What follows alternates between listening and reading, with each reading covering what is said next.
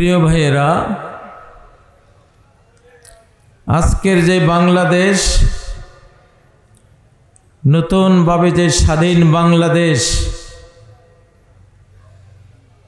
আমরা 17 বছর চেষ্টা করেছি দেশটাকে নিজেদের হাতে নিতে।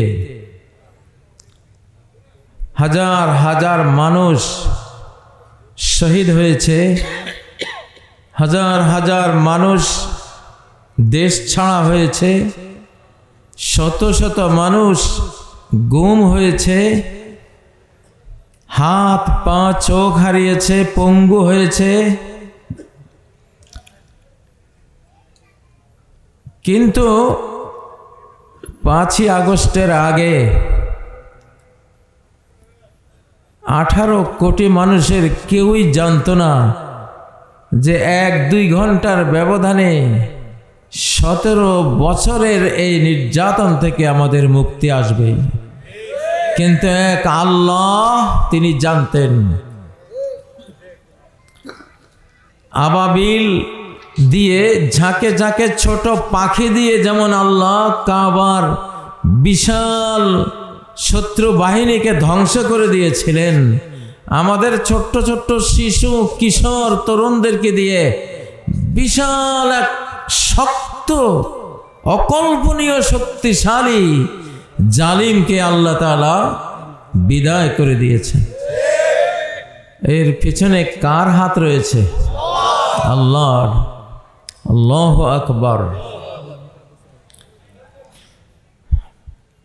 ওয়ামান নাসরু ইল্লা মিন ইনদিল্লাহ।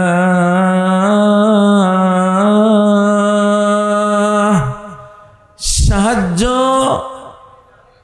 বিজয় আর কারো কাছ থেকে আসে না, একমাত্র আল্লাহর কাছ থেকে আসে।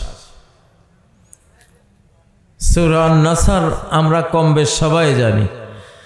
ইজা জাআ নাসরুল্লাহি ওয়াল ফাth, যখন আসবে নাসরুল্লাহ, আল্লাহর সাহায্য। নাসরুল্লাহ মানে কি? আল্লাহর সাহায্য। সাহায্য কার থেকে আসে? বিশ্বাস করতে কষ্ট হয়।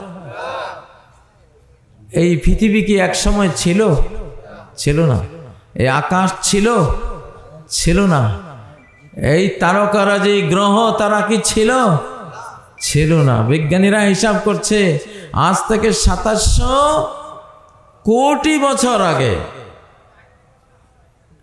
2700 কোটি 8 লক্ষ বছর আগে বা কম বেশ, এত বছর আগে গেলে এই আকাশ, এই মাটি, এই পাহাড়, এই পর্বত, মানব জাতি, হাজারো লাখ সৃষ্টি বলতে কিছুই ছিল না।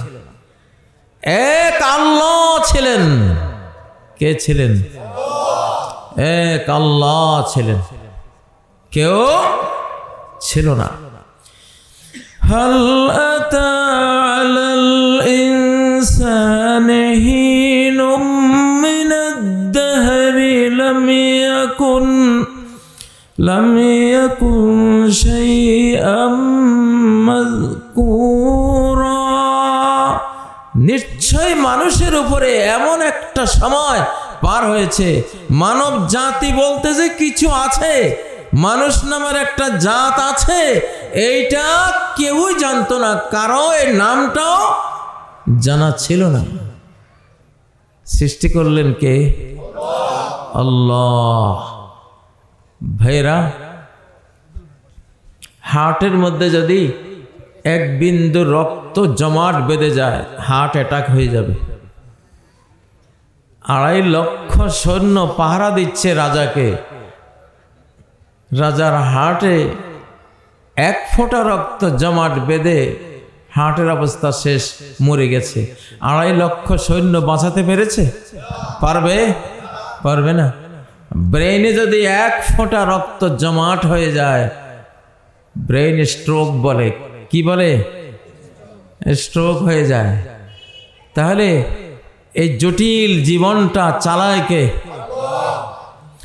ইউহয়ী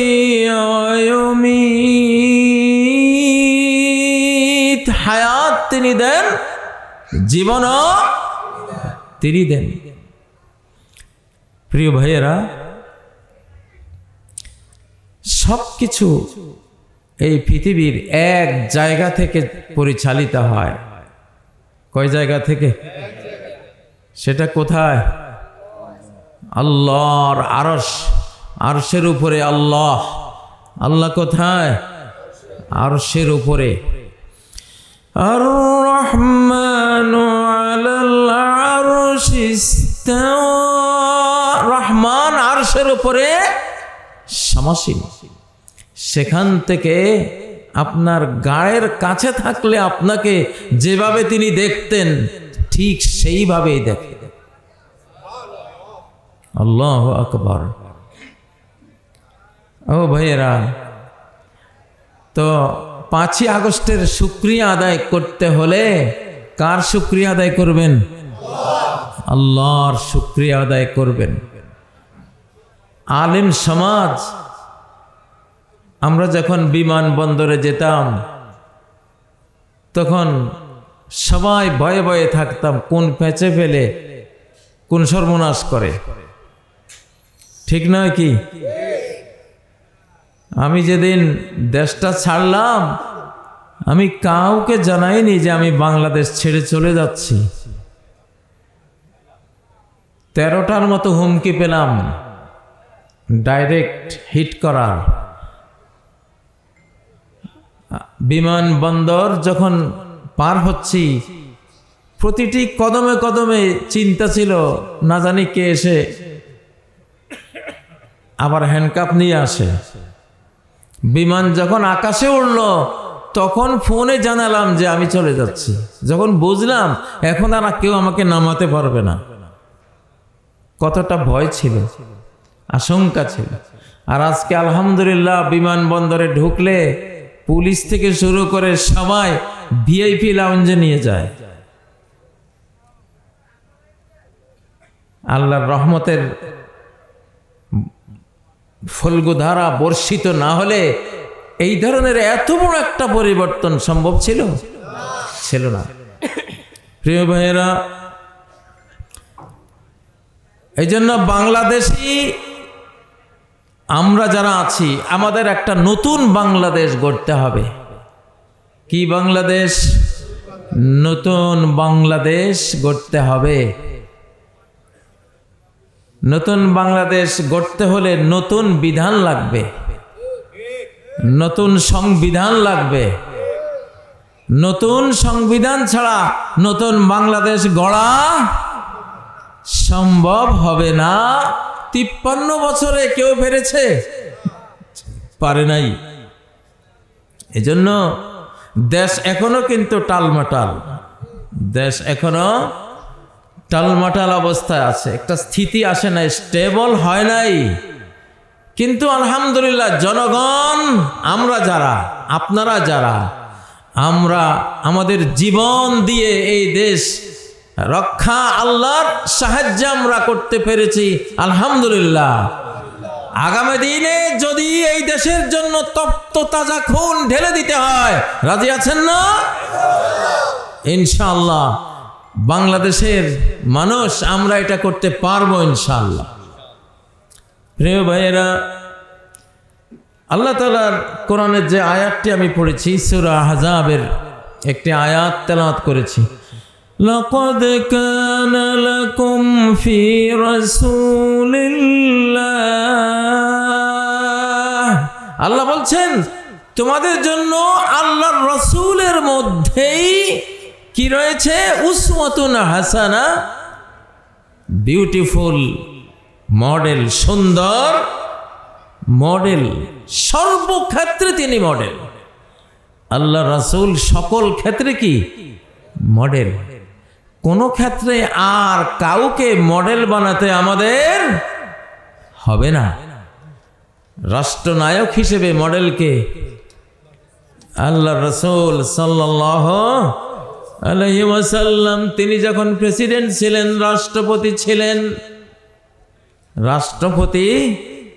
ছিলেন, তখনও পেটে পাথর বেঁধে যুদ্ধ করেছেন, জাতির জন্য কাজ করেছেন। তিনি যেদিন মৃত্যুবরণ করেন, তার ঘরে কিছু নাই, তার ঘরে একটা দেরহাম দিনারও পাওয়া যায়নি, একটা টাকাও না, একটা টাকাও তার ঘরে পাওয়া যায় নাই। কোনো আলমিরা পাওয়া যায় নাই, সোফা সেট নাই, কোনো ড্রয়ার, ওয়ার্ড্রোব, এটা সেটা কিছুই নাই। শুধু তার কোরআনের সাথে লোহার সম্পর্ক, কোরআনের সাথে লোহার সম্পর্ক। সূরা হাদীদ আছে কোরআনে, লোহার সূরা। কিসের সূরা? লোহার সূরা আছে। দুনিয়াতে ইবলিস আছে না নাই? ইবলিসের বাহিনী আছে না নাই? এখন ফিলিস্তিনে, সিরিয়া কিভাবে মুসলমানদেরকে মারা হচ্ছে কি না? সিরিয়ার জালিম কিছুদিন আগে পালিয়েছে, বাংলাদেশের মতো বাংলাদেশি স্টাইলে পালিয়েছে, আলহামদুলিল্লাহ। তো শাম বা সিরিয়া, ফিলিস্তিন এই অঞ্চল মুক্ত হলে শুরু হবে কিয়ামতের বড় বড় আলামতগুলির সিরিজ আগমন। উমরান বাইতুল মাকদিসে খরাব ইয়াসরিব, এই যে সিরিয়া, এটা যখন আবাদ হবে, এখানে যখন ইসলাম আসবে, মুসলমানরা ক্ষমতা পাবে, তখন মদিনা ছেড়ে মানুষেরা সমানে এই ফিলিস্তিন, সিরিয়া, বাইতুল মুকাদ্দাস এখানে এসে বসবাস করবে, মদিনা ত্যাগ করে চলে আসবে। যখন মদিনা ত্যাগ করে চলে আসবে, খুরুজুল মালহামা, তখন মহাযুদ্ধ বেরিয়ে আসবে, মহাযুদ্ধ সামনে। সেই মহাযুদ্ধের পরিস্থিতি কিন্তু আমরা দেখতে পাচ্ছি, হাতছানি দিচ্ছে।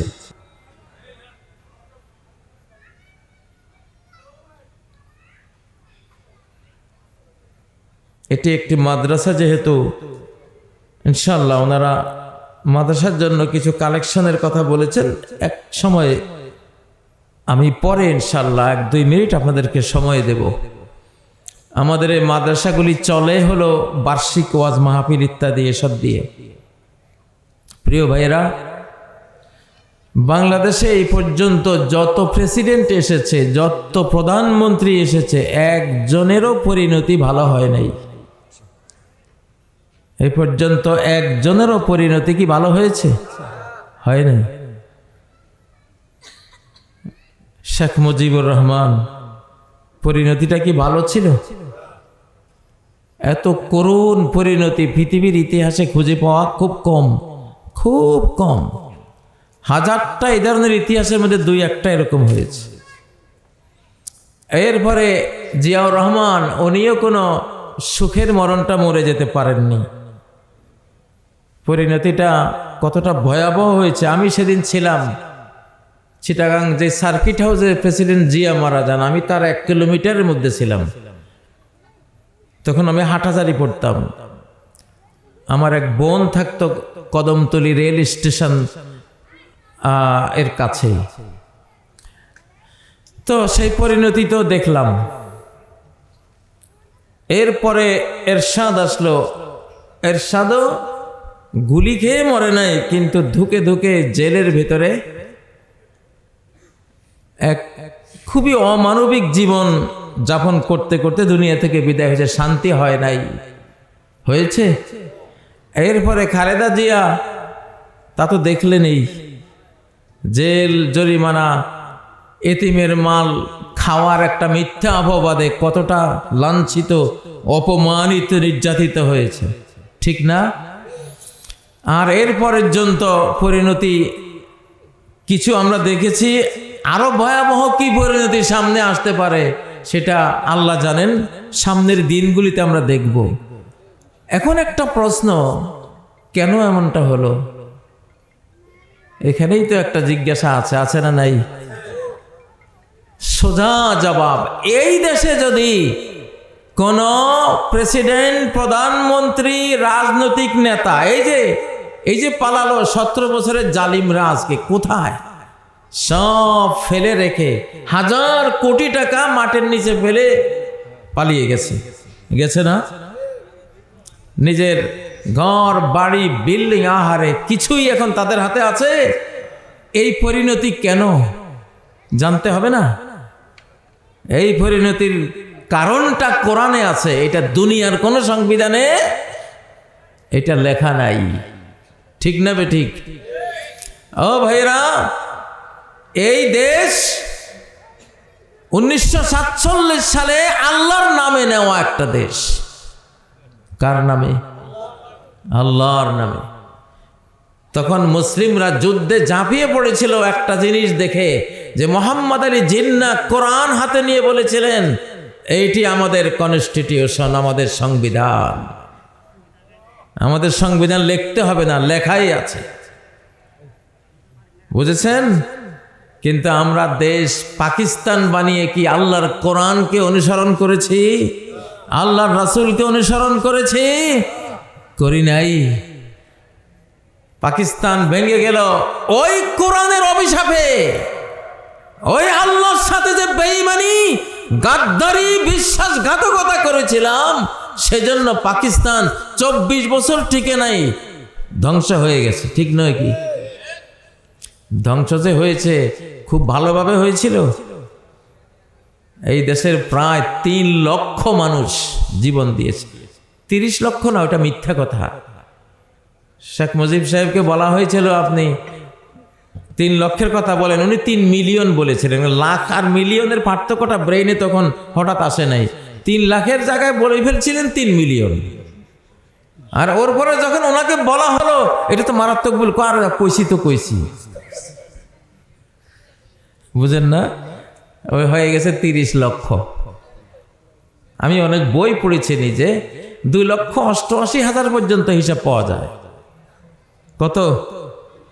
2,88,000। ধরুন রাউন্ড ফিগারে চলি, কত? 3 লাখ। তো তা কি কম নাকি? 3 লক্ষ মানুষের খুন ঝরেছে, মিথ্যা কথা বলেছি, কোরআন দেখিয়ে দেশ নিয়েছি, অথচ কোরআনকে পিঠের পিছনে ফেলে দিয়েছি। ঠিক না? মুসলিম নাম, আল্লাহকে সেজদা দেব, আল্লাহর বিধানে চলবো, আল্লাহর নবীর আদর্শে চলবো, এই ওয়াদা নিয়ে ওই পাকিস্তান তৈরি করতেও 10 লক্ষ মুসলমান জীবন দিয়েছে। রায়টে, বিভিন্ন দাঙ্গায়, খুনে, রায়টে 10 লাখ তৎকালীন মুসলিমরা জীবন দিয়েছে। কিন্তু রাষ্ট্র তৈরি করার পরে কোরআনের কথা বললে কয় জঙ্গি। যেই কোরআন দেখিয়ে তুমি দেশটা বানালা, সেই কোরআনের কথা বললেই জঙ্গি। তারপরে কিনা কয় আরো কত কি, মৌলবাদী। ঠিক না? আর কি, রাজাকার। হ্যাঁ, কামা তাদিনু তুদান, যেমন কর্ম তেমন ফল। তুমি যেই রাজাকার বলে বলে আলেমদেরকে ফাঁসিতে ঝুলিয়েছ, নিজামী, মৌলানা মুজাহিদ, আব্দুল কাদের মোল্লা, আহারে এই নিরপরাধ মানুষগুলিকে ফাঁসিতে ঝুলানো হয়েছিল রাজাকার তকমা দিয়েই তো। ঠিক না? মৌলানা আবুল কালাম আজাদ, এই দেশের বুদ্ধিজীবী আলেমদের মধ্যে 2-3 জন বুদ্ধিজীবী আলেমদের মধ্যে মৌলানা আবুল কালাম আজাদ আকরামাহুল্লাহ বেঁচে আছেন। ওনাকে বাচ্চু রাজাকার বানিয়ে মৃত্যুদণ্ডের রায় দেয়াতে উনি চলে গেছেন, পালিয়েছেন। পালিয়ে যাওয়া সুন্নত, জালিমের হাত থেকে পালিয়ে যাওয়া কি? ফাফাররতু মিনকুম লাম্মা খিফতুকুম ফাওয়াহাবা লি রাব্বি হুকমা। মুসা আলাইহিস সালাম বলেন, আমি যখন শুনলাম পার্লামেন্টে আমাকে হত্যা করার পরামর্শ চলছে, আমি পালিয়ে গেলাম। তাহলে পালিয়ে যাওয়া একজন নবীর কি সুন্নত? আমাদের নবী সাল্লাল্লাহু আলাইহি সাল্লাম সম্পর্কেও সূরা আনফালে আল্লাহ বলেছেন, লায়াকতুলুকা আও ইউখরিজুকা আও ইউসবিতুক, তোমাকে ওরা দারুন নাদওয়া মিটিং করছে, হয় তোমারে হত্যা করবে, না হয় দেশ থেকে বের করে দেবে, আর না হয় দেশে বন্দি করে ফেলবে, তখন তুমি দেশ ছেড়ে চলে গেছো। তাহলে দেশ ছাড়াও কি সুন্নতের মধ্যে আছে না? আছে। প্রিয় ভাইয়েরা, যেই কোরআন দেখে দেখিয়ে হাতে তুলিয়ে মোহাম্মদ আলী জিন্না দেশটা স্বাধীন করলো, সেই কোরআনের কথা বলার কারণে শত শত নয়, হাজার হাজার নয়, লক্ষ লক্ষ আলিম ওলামা নির্যাতিত হয়েছে। আপনারা কি মনে করেন 5ই আগস্ট আল্লাহ বাংলাদেশ দিয়ে দিয়েছেন, আপনারা এখন সুখে থাকবেন, কোরআনের কথা না বললেও আল্লাহ এই সুখে রাখবেন? এটা কি ভাবেন? অসম্ভব কথা। সামনে আরো ভয়াবহ দিন আসতেছে। এক্ষণে যদি এইবার ভোটে সমস্ত ভোট কোরআনের বক্সে ভরতে হবে, বললাম সকল ভোট কোথায়? কোরআনের বক্স। আমি বলতেছি বিএনপি, জামাত, হেফাজত, তোমরা 3 দল ঐক্যবদ্ধ হও, নইলে একটা ভোটও যাতে না দেয় তোমাদেরকে কেউ, আমরা ক্যাম্পেইন করব, ঐক্যবদ্ধ নির্বাচন করব। কোরআন আস্তে আস্তে ধীরে ধীরে 23 বছর লাগুক, 20 বছর লাগুক, সমস্যা নাই, একটু একটু করে তোমরা কোরআনের দিকে। কোরআন তো নাজিলে হয়েছে কয় বছরে? 23 বছর, তাই না? একসাথেই গোটা কোরআন তো তোমরা ফলো করে ফেলতে পারবে না, আস্তে আস্তে আস্তে এগিয়ে যেতে হবে নাকি? বিসমিল্লাহ তো পড়তে হবে, গাছটা তো লাগিয়ে দিতে হবে। গাছ না লাগালে চিরকালেই তো এটা মরুভূমি থাকলো নাকি?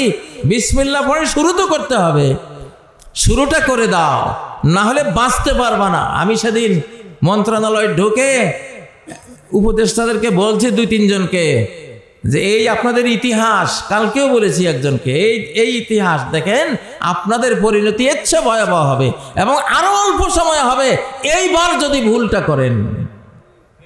আমার আল্লাহ সাক্ষী, তিনি শুনতেছেন, শাস্তি এবার আরো কঠিন আসবে। অতএব সামনে নির্বাচন হোক আর যুদ্ধ হোক, আমি জানি না নির্বাচন হবে কিনা, তবে যুদ্ধ যে হবে কোনো সন্দেহ নাই। নির্বাচন হলে হতে পারে, বাট যুদ্ধ যে হবে কোনো সন্দেহ নাই।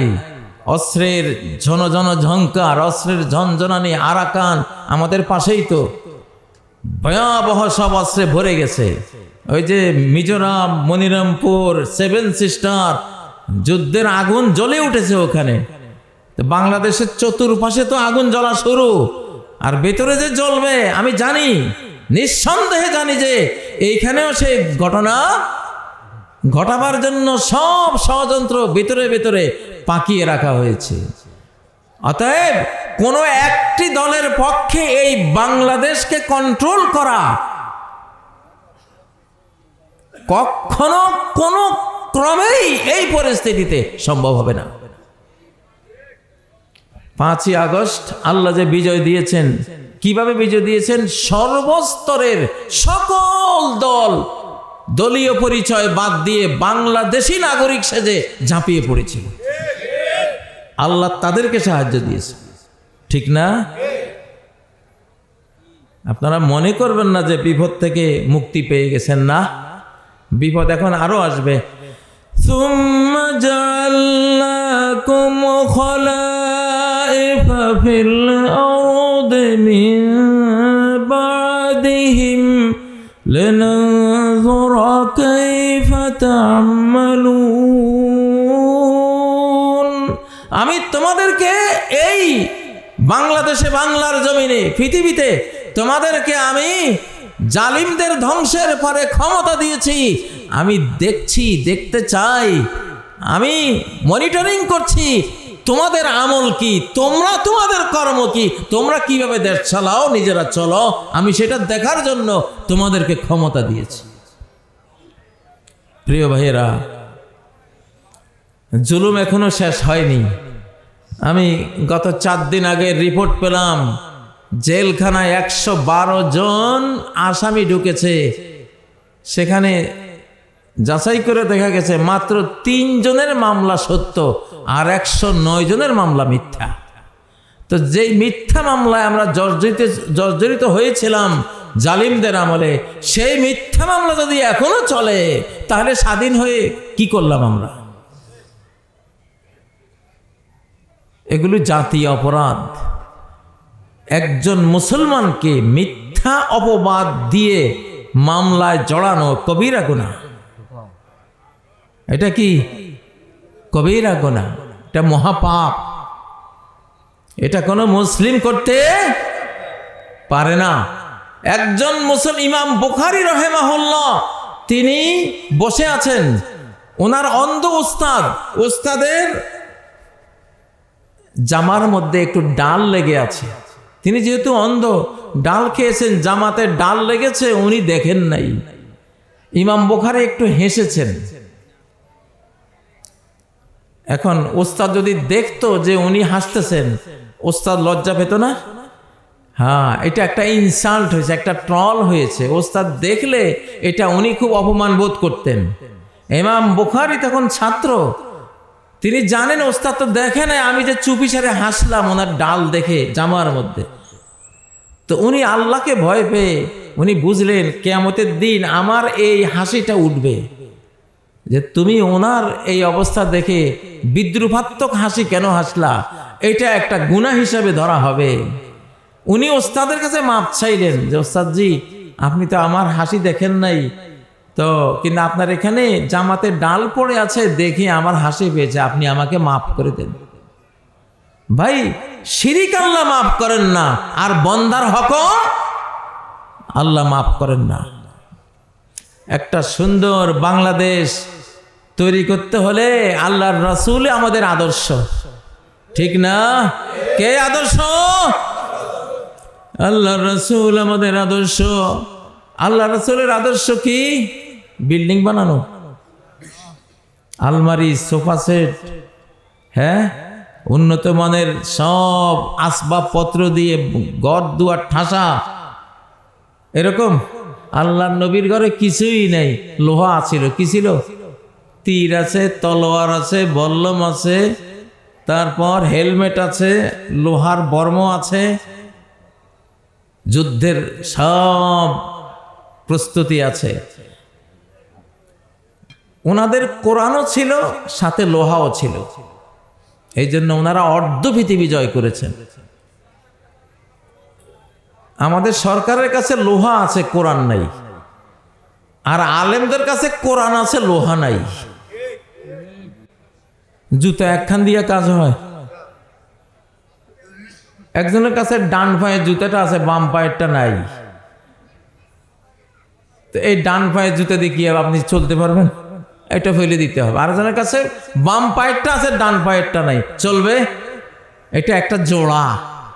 কোরআনে আল্লাহ তাআলা এই যে মুসলমান জাতি, সরকারের কাছে কোরআনও থাকতে হবে, লোহাও থাকতে হবে। তাহলে কোরআনের উসিলায় সরকার কি থাকবে? বিজয়ী থাকবে। শাহজালালদের হাতে কোরআনও ছিল, লোহাও ছিল।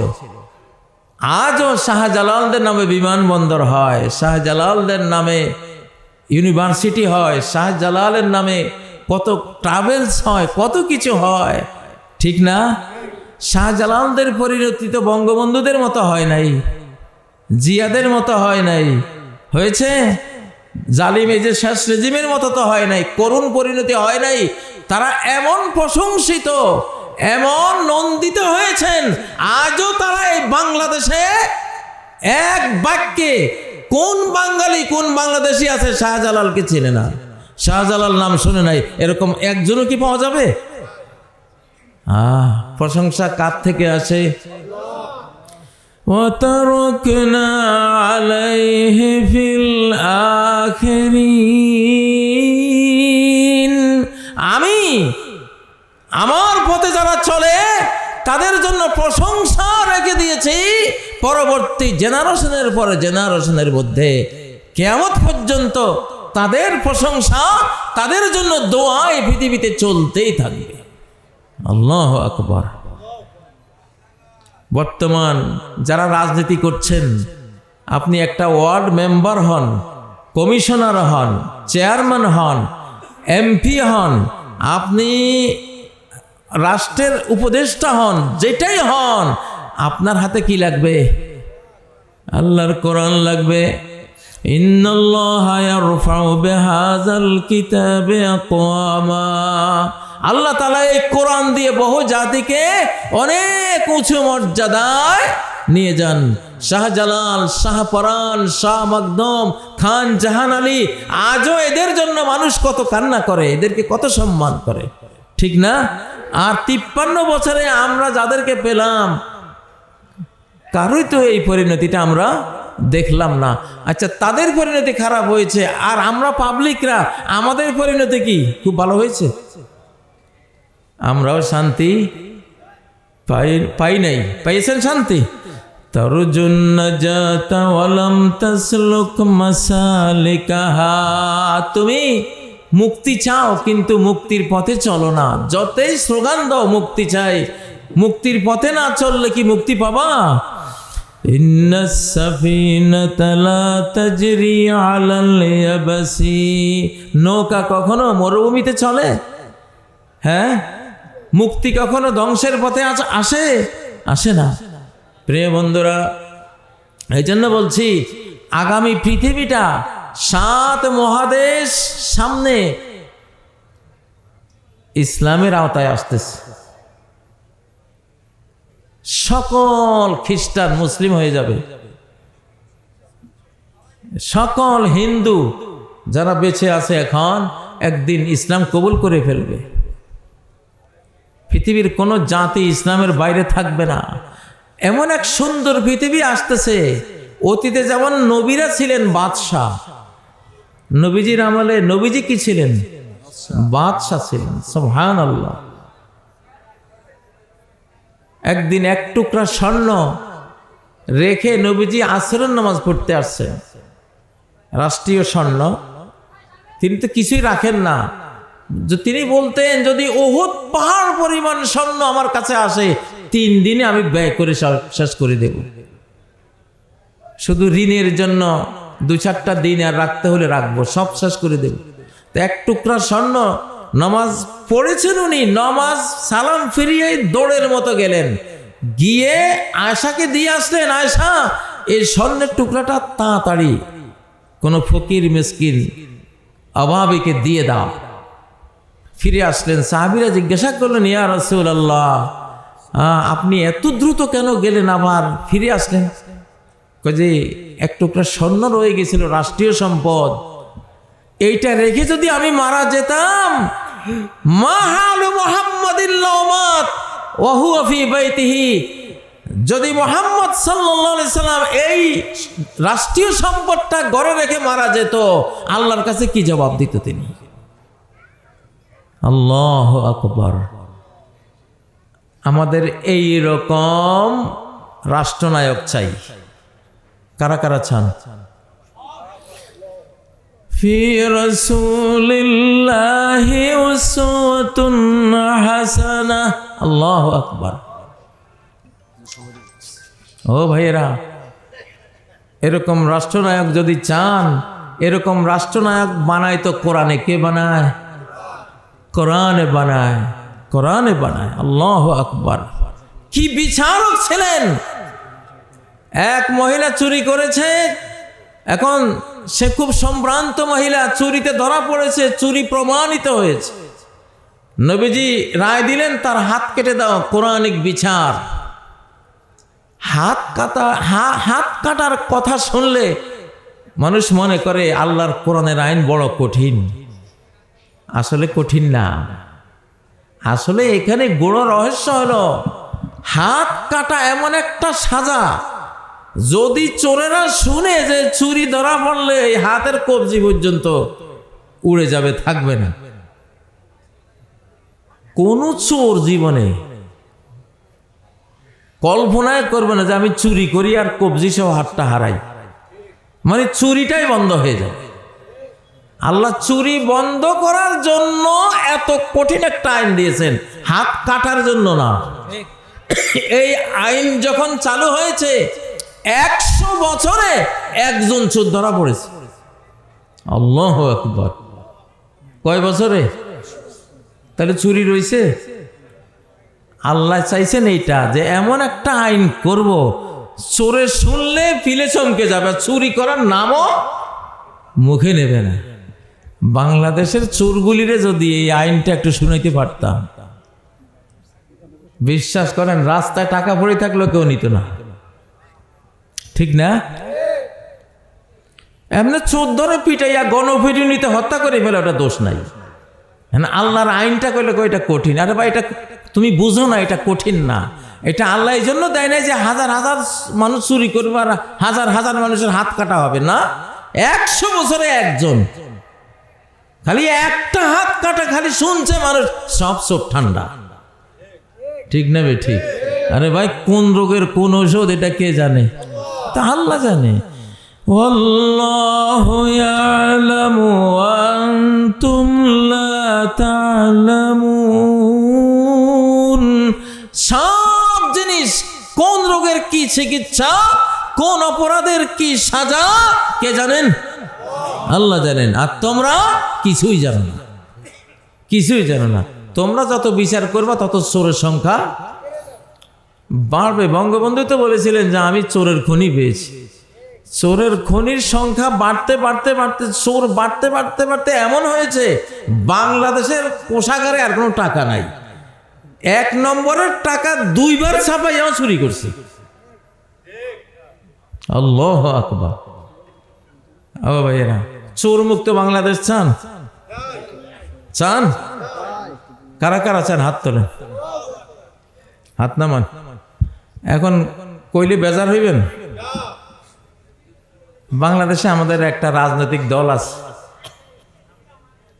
1 টাকা চুরিরও কোনো প্রমাণ, তারা মন্ত্রী হয়েছে, মন্ত্রিত্বের মধ্যে পায় নাই কেউ। এক্সরে, আলট্রাসোনোগ্রাম করে অনুবীক্ষণ যন্ত্র দিয়ে দেখিয়াও 1 টাকা চুরি বাইর করতে পারে নাই। চিনেননি এরা কারা? জামাতে ইসলাম, তাই না? এবার তো মনে করেন যে হুজুরের দল করে না। শুনেন, যার যে গুণ আছে সেই গুণটা তার বলতে হয়।